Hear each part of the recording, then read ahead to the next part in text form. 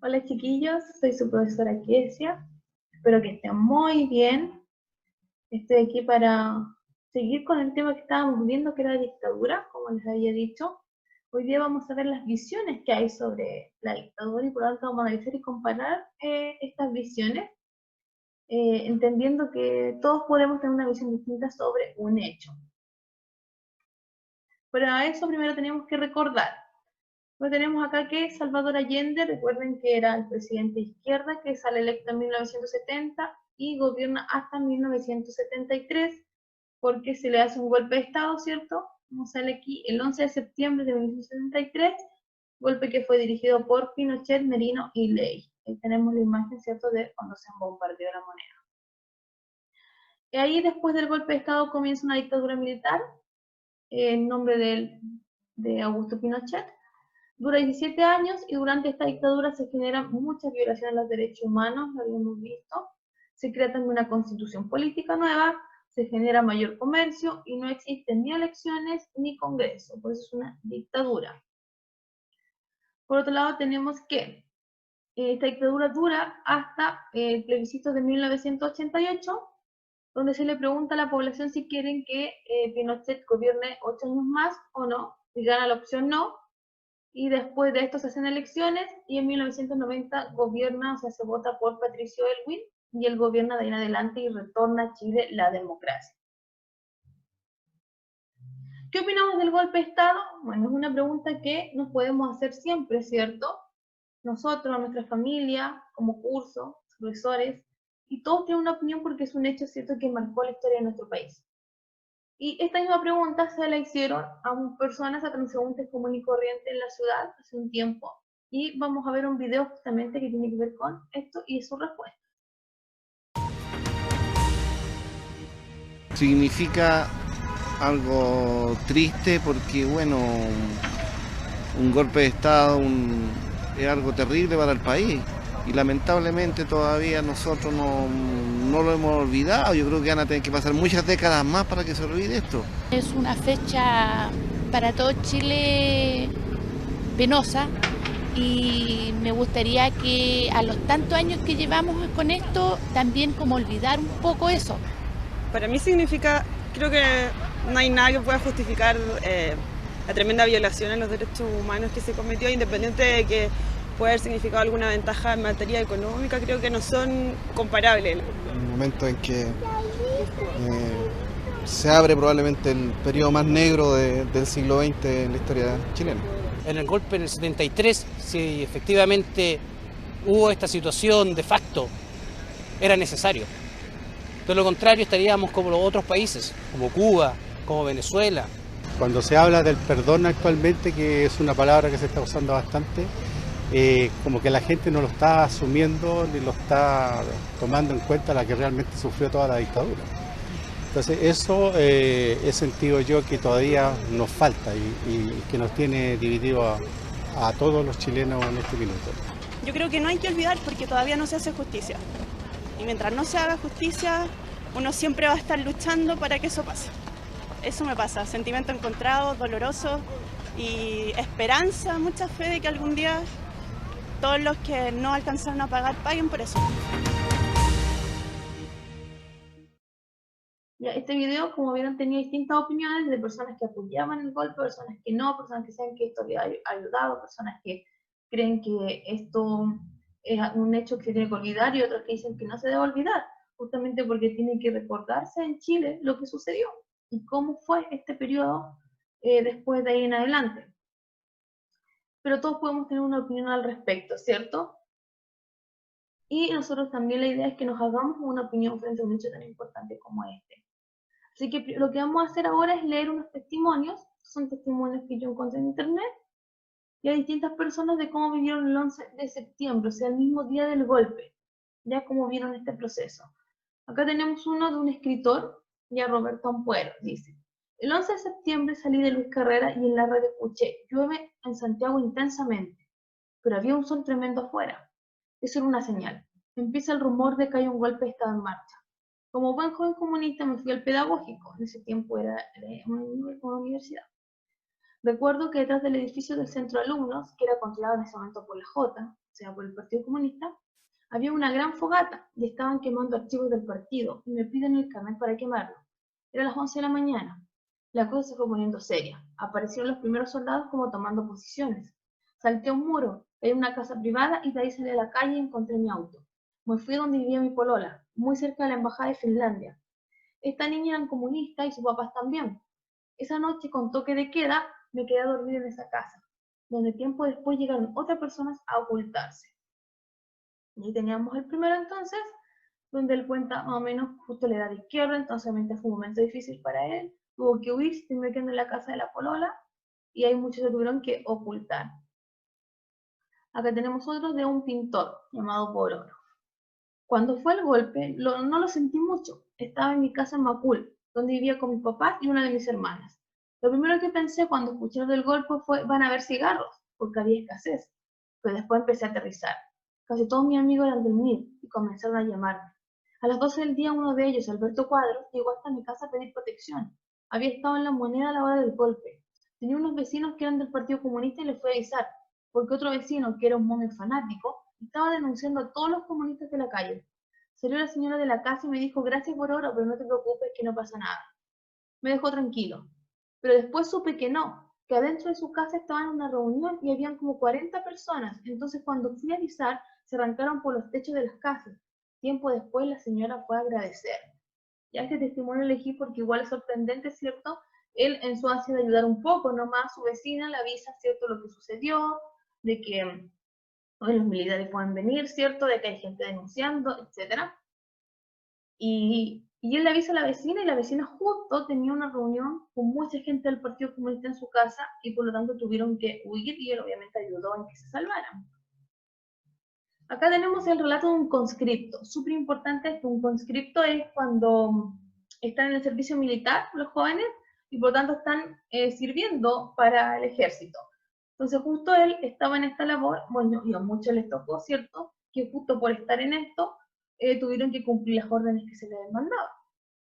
Nos dice, el 11 de septiembre de 1973 lo hicieron levantarse a las 4:30 de la madrugada.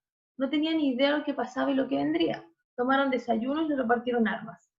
Llegaron al regimiento de Buin a la 1 de la madrugada. Una vez reunidos, se les dio a conocer la situación que vivía el país. Su primera misión fue la Universidad Técnica del Estado. Era una universidad de izquierda en ese tiempo. Llegaron a la sede universitaria a las 7 a.m. y el oficial dio la orden de que se instalaran alrededor de los edificios con ametralladoras. El mensaje era claro. Instaban a quienes estaban en el interior a que se rindieran. Como no lo hicieron, dio la orden de disparar con las ametralladoras. 2 cañonazos hicieron tirar todo el frontis del edificio. El ruido era infernal. Las personas comenzaron a salir y Morembritos dio la orden de ingresar para sacar a los que aún quedaban. Se sacaron del interior micros llenos de personas, adultos, jóvenes, mujeres, extranjeros, y se las llevaron al Estadio de Chile. Ya, él le tocó entonces atacar, ¿cierto?, la Universidad Técnica del Estado, la actual USACH, y sacar a la gente que estaba ahí porque eran todos trabajadores, gente izquierda. Ya ahí, como dice ahí, se los llevaron detenidos y se los llevaron a un centro de detención, que en este caso era el Estadio de Chile, hoy día conocido como Estadio Víctor Jara, justamente porque ahí se llevaron también a Víctor Jara. Y el último, este es un escritor de Valparaíso, Radio Zurita. Dice, el 10 de septiembre de 1973 pasó la noche en un bar. Salió de ahí camino al comedor de la Universidad Federico Santa María. Al instante llegaron 3 militares a reducirlo y llevarlo. Siempre cabeza al piso, con las manos en la nuca, vio cómo sumaron a los cocineros que llegaban al casino, y luego, tras una ráfaga de metralletas, sacaron a los pocos internos que dormían dentro del recinto. Ya porque la universidad tenía como internado. Media hora más tarde, subieron a los detenidos a un camión militar y los llevaron hasta un complejo militar. Al llegar al final del camino, comprendí finalmente lo que ocurría. Cientos de hombres yacían acostados de boca al piso, con las manos en la nuca, en una especie de plano de concreto. Una pateadura nunca antes recibida. Militares y marinos hacían carreras sobre los hombres tirados en el suelo y saltaban adrede sobre sus cabezas. Lo hicieron pasar entre 2 filas de soldados, con las chaquetas cubriéndole el rostro mientras lo pateaban. Culeteaban y escupían. Se desmayó 3 veces y lo levantaron todas ellas a patadas. Ya ahí, como dicen, no vemos ninguna parte que sea de izquierda, pero muchos universitarios lo eran en esa época, entonces asumo que por eso obviamente pasó por esta experiencia. Y bueno, como vemos ahí, bastante violenta, bastante lamentable, ¿cierto? Muchos pasaron por eso y por más, así que son cosas que tenemos que considerar. ¿Qué opinas al respecto? Y esto es importante que lo tomemos con toda la seriedad porque todos tenemos una opinión frente a esto, frente al 11 de septiembre. Nosotros no tenemos un lado que contar, como dice ahí, porque nosotros no lo vivimos, no tenemos la vivencia misma. Pero después de leer todas estas vivencias y conocer los acontecimientos ocurridos el día 11 de septiembre, sí podemos tener una opinión al respecto. Nadie nos puede negar eso.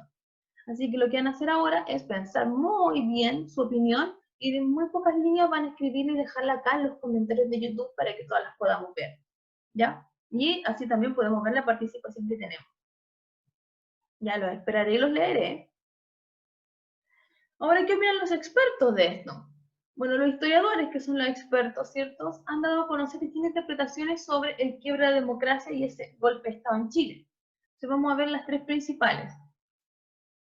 Hay una que enfatiza primero los factores externos, ¿ya? Después hay otra que enfatiza los factores internos dentro del país, y una última que enfatiza los factores sociales, ¿ya? La primera le da mayor importancia a los factores externos, por lo tanto a la Guerra Fría. Recuerden que a nivel mundial estaban viendo una Guerra Fría entre el bloque de Estados Unidos y el de la Unión Soviética. Entonces él establece que el gobierno de Salvador Allende queda dentro del bloque socialista de la Guerra Fría, y esto llevaría a que Estados Unidos entonces intervenga en Chile y ayude a generar un golpe de Estado, ya que no querían, ¿cierto?, un presidente de izquierda en América. Entonces, por eso explicarían ellos el golpe de Estado en Chile. Por otro lado, tenemos la segunda que enfatiza los factores internos. Ellos no desconocen el factor de la Guerra Fría, existe, pero dicen que no es tan importante, que es más importante lo que sucedía dentro de Chile con los partidos políticos. Dice que primero hay que considerar que había una gran masa nueva de votantes, ahora con la democracia mucho más amplia, podían votar mujeres y hombres y además podían votar todas las clases sociales. Entonces eso llevó a que saliera rápidamente electo Salvador Allende, pero él tiene más que ver también, dice, con los partidos políticos, porque dice que el quiebre así democrático sucede porque los partidos políticos se van muy hacia el extremo. Hacia la izquierda se va muy hacia la izquierda y la derecha muy hacia la derecha. Y que antes había siempre un centro que negociaba, y que se iba a la derecha o a la izquierda, entonces el que tenía más ganaba. Pero esta vez el centro, que era nuevo, que es la democracia cristiana, no se va a ninguno de los dos lados. Ahora hay tres alternativas. ¿Ya? Y todas esas dos alternativas de los lados entonces se fueron muy a los extremos, terminando esto en un enfrentamiento que desemboca en el golpe de Estado. Y la última, que enfatiza los factores sociales, pone énfasis más en la división social y en las diferencias sociales que había en Chile, en la desigualdad.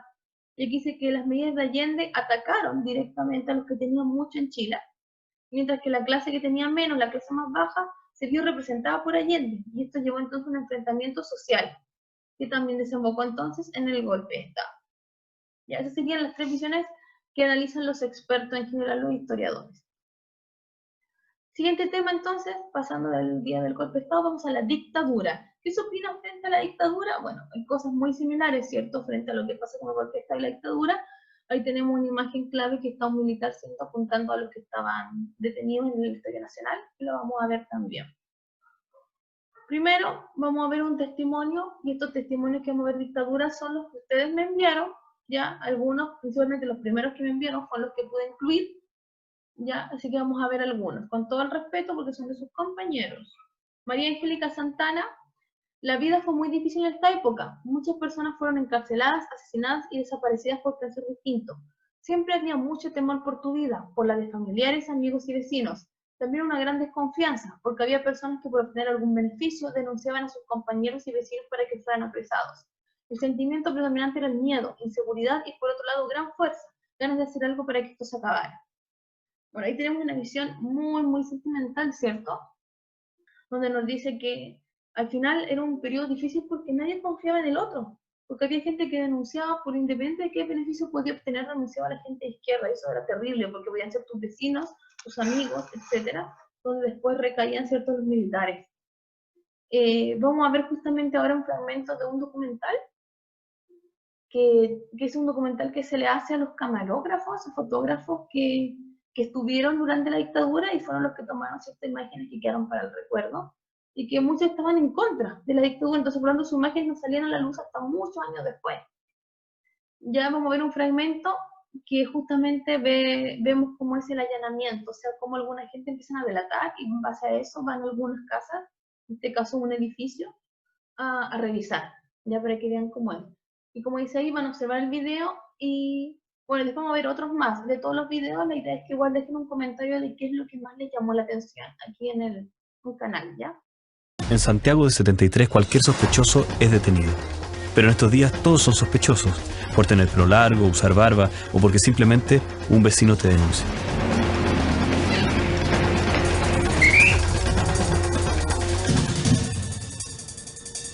Los equipos extranjeros tienen permiso para filmar. Así pueden registrar un allanamiento masivo en las Torres San Borja. Lo que se busca son extremistas y sus cómplices. Miedo, terror, impotencia, porque pusieron unos jeeps con unos cañones inmensos apuntando ahí a los departamentos. Yo no decía si se le dispara por casualidad.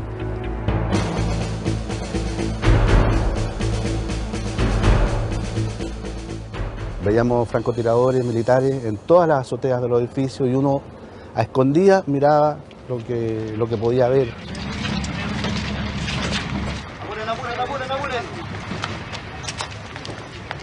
Antes de las 9 empezaron a sacar gente, ¿no? Y como estaban, o sea, pies pelados, en calzoncillo, y con el frío que hacía, y salieron con las manos puestas en la nuca.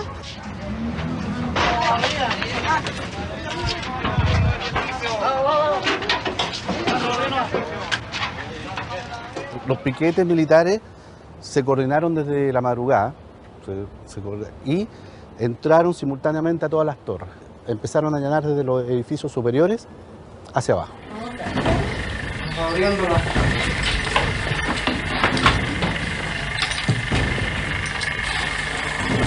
Nos metimos en el baño a romper cosas, los diarios, me acuerdo que estaba la literatura, qué sé yo, disco. Mi mamá tuvo que triturar un disco que estaba autografiado por Violeta Parra. Imagínate que decía para Sonia, de Violeta. ¿Tiene algún arma, qué sé yo, que no haya escrito? No, ningún arma. No tenemos arma más que una pistola folleo de esas de juguete. Ya, Tenía una señora vecina que era una viejita, una abuelita igual que yo ahora.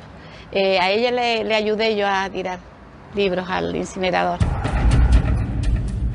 No se podía hablar con los soldados, porque los soldados venían del sur, pues, y de aquí los llevaban por otro lado, del sur y llegaban acá.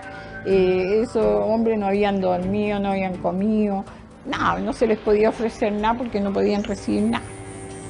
Así que, y así nomás, y tiraban las puertas, y así, dejaban, pero todo revolucionado.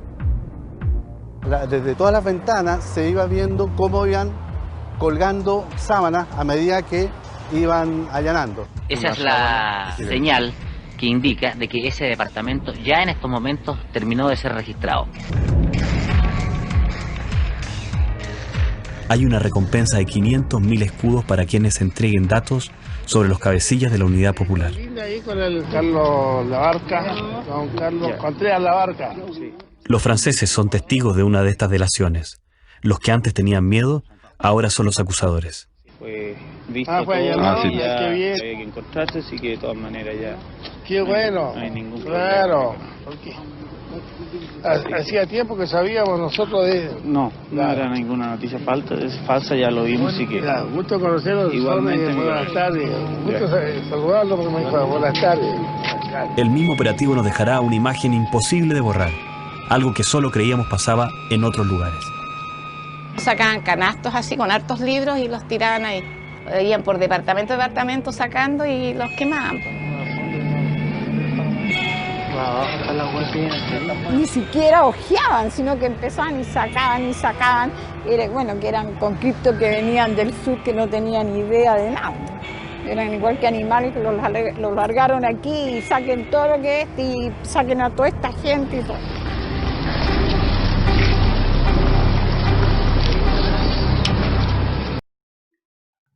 Bueno, ahí está el video, ¿cierto? Bastante fuerte, como la gente por miedo terminó rompiendo sus cosas, le quemaron sus libros, a veces gente que ni siquiera era de izquierda, ¿cierto? Pero para los militares en ese momento todos eran sus enemigos, muchos, y tenían que detenerlos a toda costa. Otro testimonio enviado por ustedes, de Jaime González Reyes.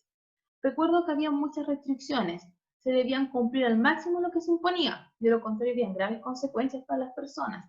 Entre las imposiciones más fuertes estaba el toque de queda y militares en las calles para que esto fuese 100% respetado.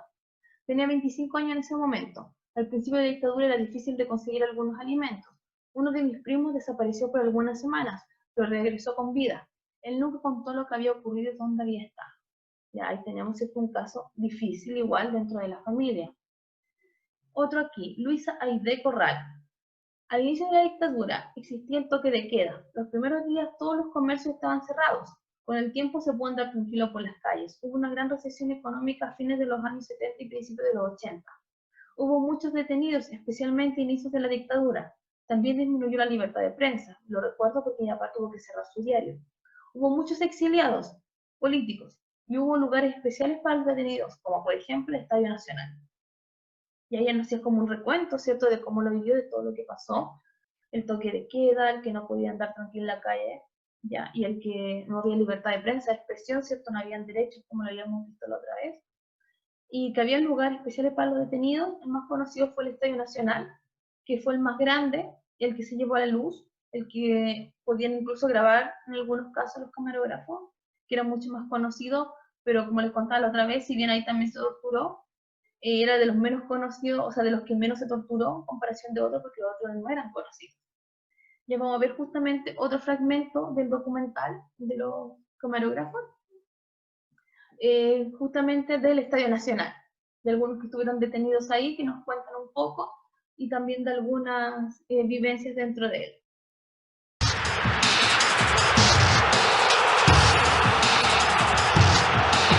Aquí donde hemos celebrado muchas veces, en septiembre del 73 no hubo nada que festejar. Ese día, el fútbol se dio el protagonismo al miedo y la incertidumbre.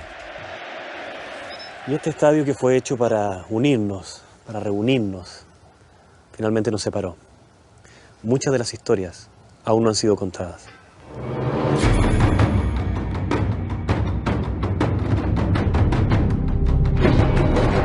De ropa y poca comodidad. Que no se preocupe, Iván Padre.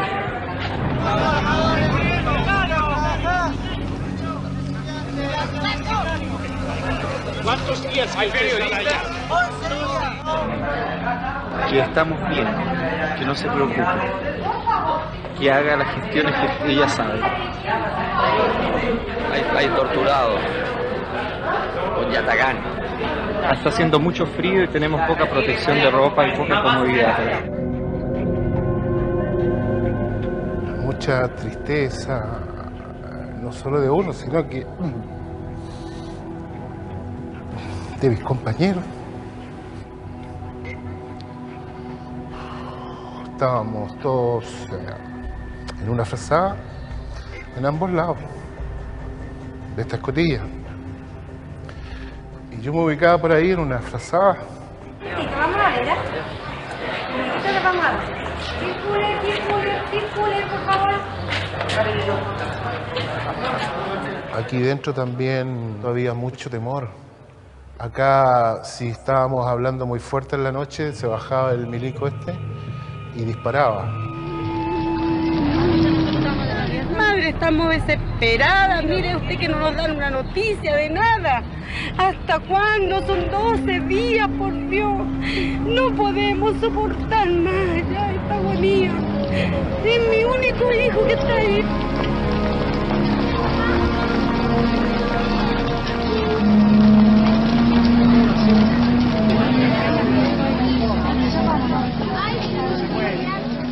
Entonces yo llamaba para adentro que nos atendieran. ¿Dónde está mi hijo? Devuélvame a mi hijo, por amor de Dios. Devuélvame a mi hijo, Satanás, Devuélvame a mi hijo, por favor. Libertad a mi hijo, soy una madre que no sabe nada de él. Bueno. Y tampoco sé si estará vivo o estará muerto. Por Dios, ¿hasta cuándo? ¿Hasta cuándo?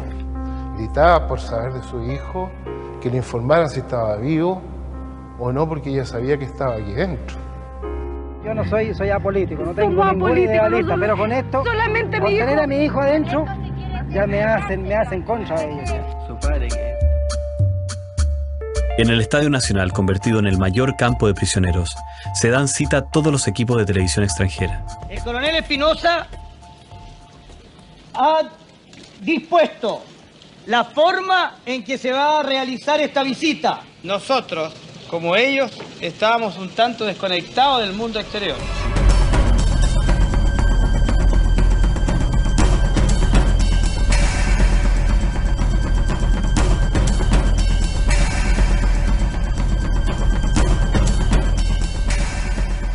Estos señores entraron por acá, ¿ya?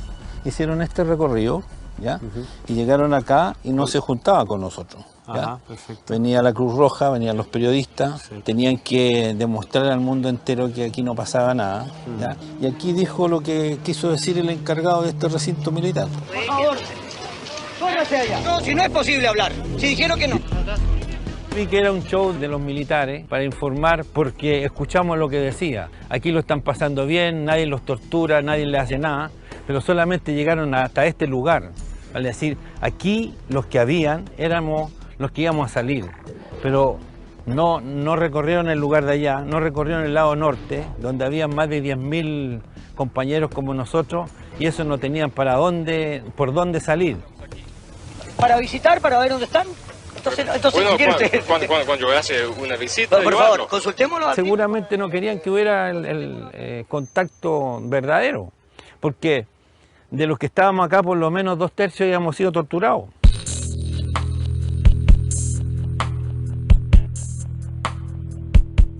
En esta gradería los presos debían mantenerse callados frente a la visita de la prensa nacional e internacional, menos contar todo lo que estaban pasando. ¿Cuántos hay? 11 días. ¿Pero ¿Cuántas personas? 264. 100.000 personas. Como 10.000 hay. ¿Y comer comen? ¿Qué comen? Más atrás, por favor. Más atrás. Más atrás. Más atrás. Corazón, más atrás.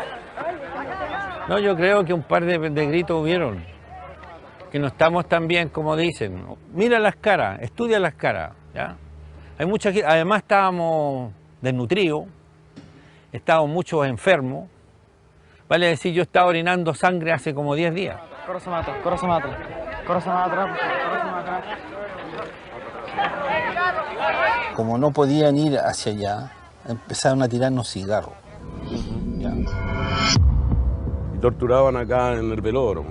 Y siempre queríamos ir a mirar porque nosotros veíamos presos, amigos de nosotros, que nos hicimos amigos, que los conocíamos, que los llamaban y los llevaban para allá y después volvían deshechos. Huesos rotos, cabeza rota, sangrando. Aquí habían carabineros, había gente de la Fuerza Aérea de Chile y había militares. Y los conscriptos eran conscriptos, ¿ya? A lo mejor más de alguno tenía familiares detenidos en alguna parte.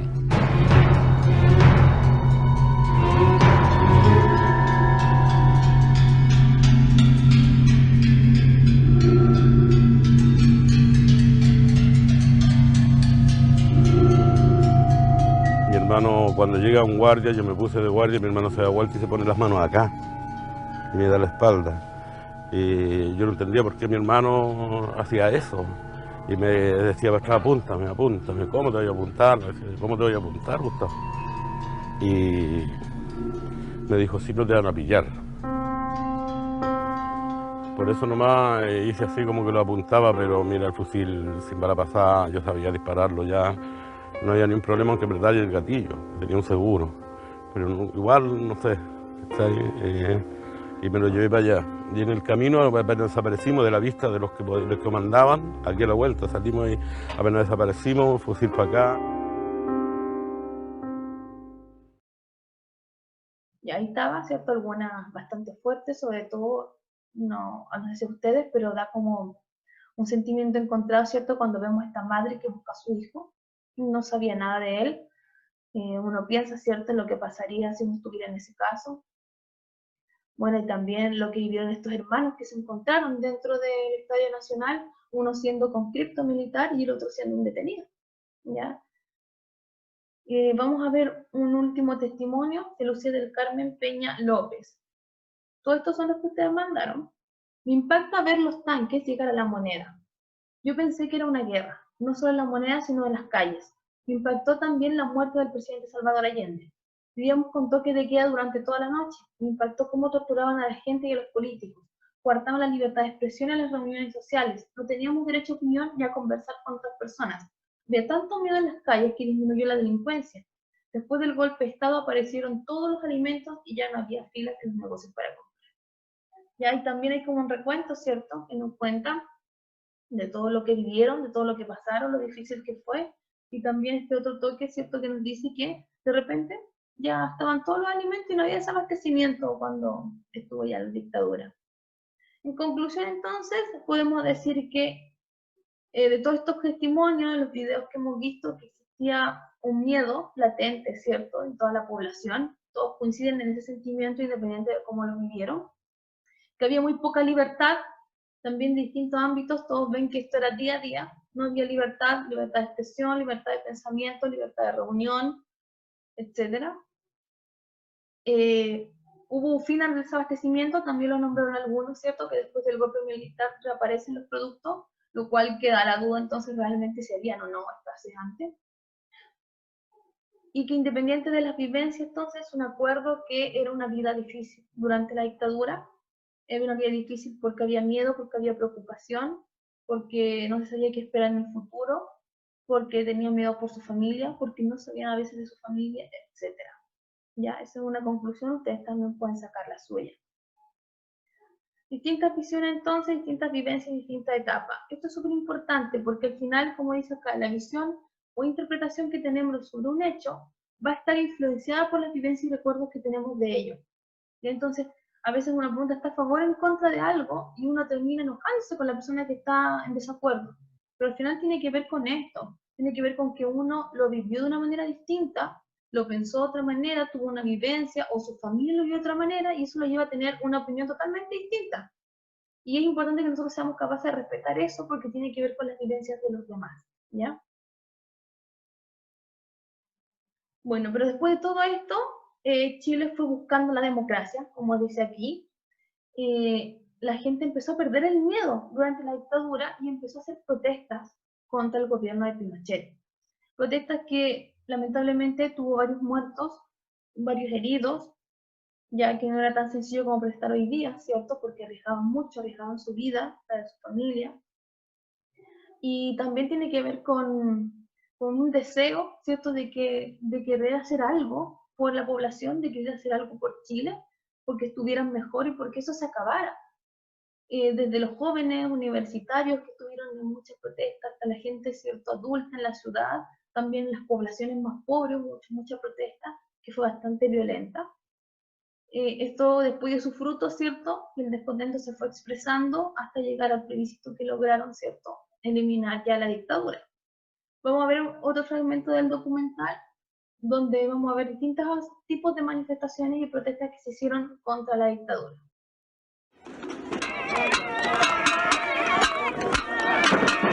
Se empiezan a escuchar los primeros cacerolazos. A la demanda del pan y trabajo se suman nuevas demandas.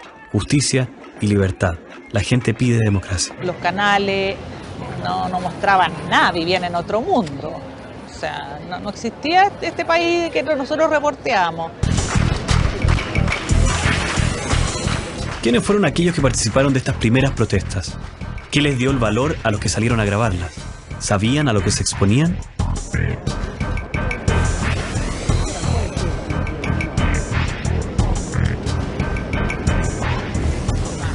Todo el mundo ahí haciendo como que está comprando el diario y de repente pasaba algo, una señal. Caían unos papelitos de una ventana, de arriba de un edificio.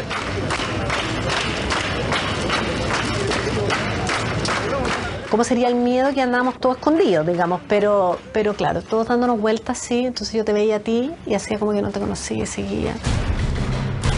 todos esperaban con una tensión, había un grado de tensión potente, pero cuando empezaba uno ya se lanzaba todo. Entonces caían los panfletos, empezaban los...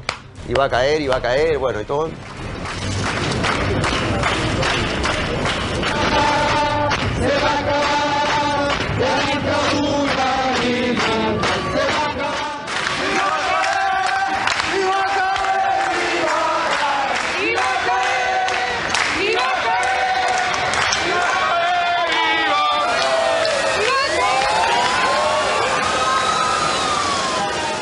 Hacia fines del 83 las protestas crecen día a día. El carro lanzallamas o guanaco se convierte en un protagonista habitual de las manifestaciones. A menudo lo acompaña otro vehículo también con nombre animal. Lo bautizaron El Zorrillo, una fauna que trata muy mal a quienes se atreven a protestar.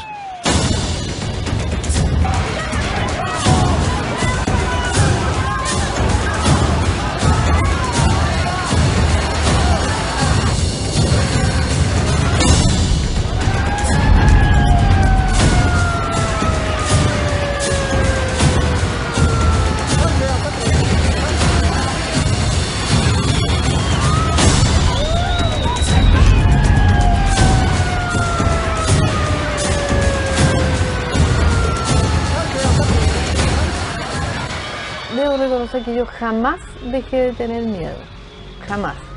Pero yo luchaba contra otra cosa además, que yo cuando entré a trabajar, en la revista Hoy, una de las cosas que me dijeron mucho que yo era mujer y que las mujeres no podíamos estar en esto, qué sé yo. Entonces yo tenía que demostrar además de que podía, ¿me entiendes? Porque al principio yo reconozco que yo tiritaba, tomaba fotos y algunas fotos me salían movidas de puro pánico. Es septiembre del 84 y los chilenos salen a las calles para intentar derrocar al dictador.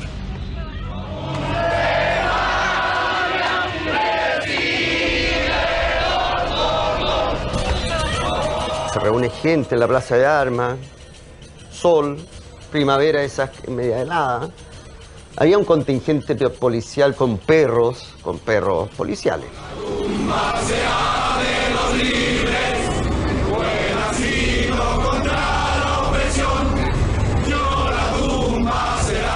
Que los perros eran por sí mismos una señal de brutalidad.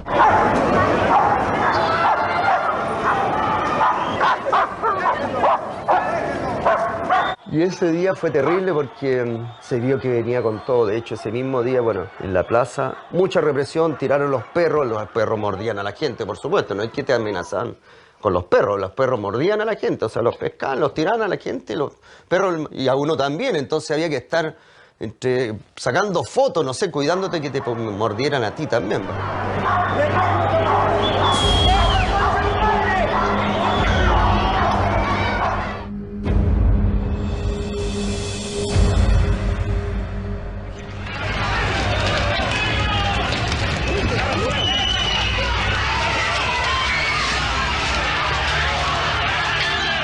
Estas imágenes pertenecen al noticiero semiclandestino Teleanálisis, que registró lo que la televisión de entonces no quería mostrar.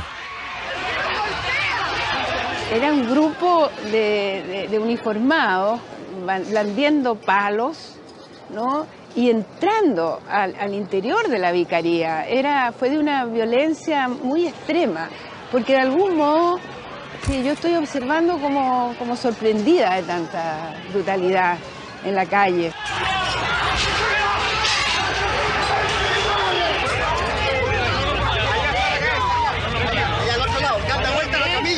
A la camilla.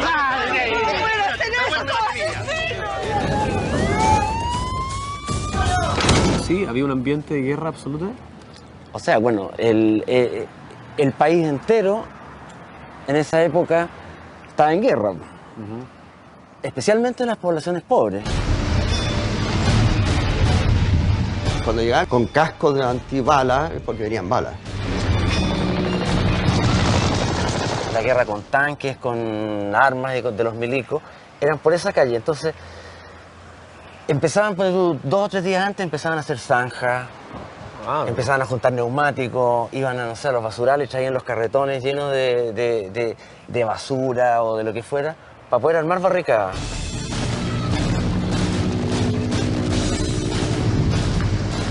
los helicópteros Puma que pasaban muy bajos, así como casi rozando las casas. Para mí, y en esa época, yo viví la guerra, o sea, para mí era estar en la guerra.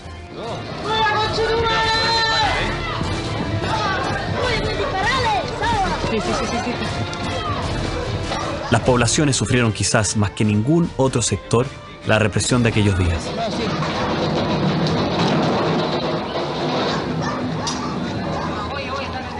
Los militares estaban disparando balas de verdad, no estaban disparando ni lacrimógena, disparaban balas porque se escuchaban las balas cuando pasaban por arriba de la cabeza, y reventaban en las murallas.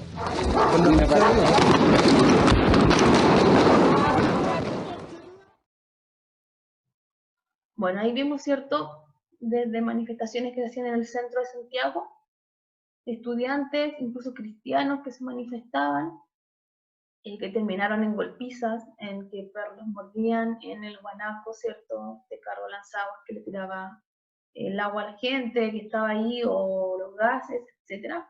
Pero también vimos al final mucho más fuerte, ¿cierto?, las protestas que hacían una población, en este caso la población La Victoria, donde, ¿cierto?, los militares no iban con el carro lanzaguas, sino que con sus tanques y sus armas.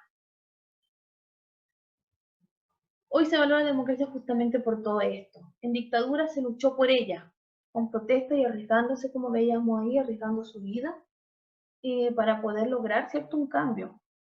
Se logra su recuperación con el plebiscito de 1988 y las posteriores elecciones donde sale electo, ¿cierto?, Patricio Aylwin como presidente, y se vuelve también a reelegir un congreso. Se mantienen hoy día elecciones libres, hoy día podemos elegir a nuestros gobernantes a través de un proceso totalmente transparente. Y existe la libre expresión, podemos expresar lo que pensamos sin miedo a represalias y por lo tanto se cumplen hoy nuestros derechos. Tal vez hay muchos que no se cumplen como nosotros queremos, por lo tanto obviamente siempre se puede pedir, estamos en democracia, por lo tanto se pueden cumplir las cosas que nosotros esperamos, siempre manifestándose, ¿cierto?, de la manera correcta. Con esto terminamos, espero que les haya gustado la clase. Si hay dudas, recuerden escribirlas al correo historia.6.cmm@gmail.com. Si alguno aún no ha hecho la entrevista familiar, se la recomiendo hacerla. Ya igual me la envían para que la dejemos para la otra clase online. Espero que estén muy bien. Saludos, ya se cuidan, comparten con su familia y se pueden hacer la guía que venía con este video. Adiós.